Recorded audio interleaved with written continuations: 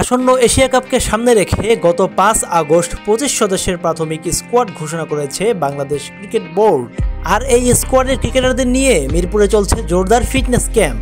Fitness ক্যাম্পের দ্বিতীয় দিনে অনুশীলনের পরপরই নাজমুল হোসেন শান্ত দ্রুত প্রবেশ করেন একাডেমি মাঠে। বোঝা যাচ্ছে ব্যাট হাতে নিজেকে ঝালিয়ে নিতে তার আর তর হইছে না।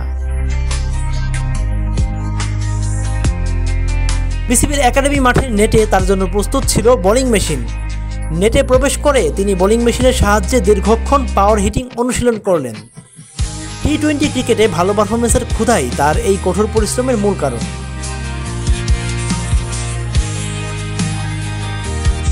এশিয়া কাপের আগে সিলেটে নেদারল্যান্ডসের বিপক্ষে ৩ ম্যাচের একটি টি-20 সিরিজ খেলবে বাংলাদেশ জাতীয় ক্রিকেট দল। আর সেই সিরিজের আগে নিজের ব্যাটিংকে নিখুঁতভাবে প্রস্তুত করে নিচ্ছেন বাঁহাতি এই টপ অর্ডার ব্যাটসম্যান।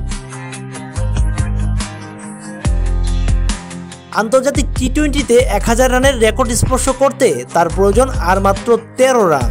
হয়তো নেদারল্যান্ডস সিরিজেই স্পর্শ করবেন এই মাইলফলক।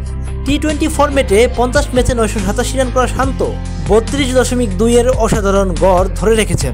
১০৯.৩৬ স্ট্রাইক রেটে ৪টি হাফ সেঞ্চুরি এবং ৭১ রানের সর্বোচ্চ ইনিংসের মালিক এই ব্যাটসম্যান। ইনিংসে ৫ বার অপরাজিত থেকে সব মিলিয়ে টি-20 ক্যারিয়ারে ৮৯টি ৪ ও ২০টি ছক্কা হাঁকিয়ে নিজের সামর্থ্যের প্রমাণ দিয়েছেন তিনি।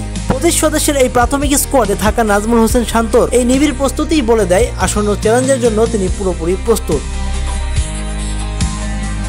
বাকিরা সময়ই বলে দেবে তার এই ডেডিকেশন, কঠোর অনুশীলন মাঠের ক্রিকেটে কতটা প্রভাব ফেলতে পারে। রাকিব রাজ, বাংলা স্পোর্টস।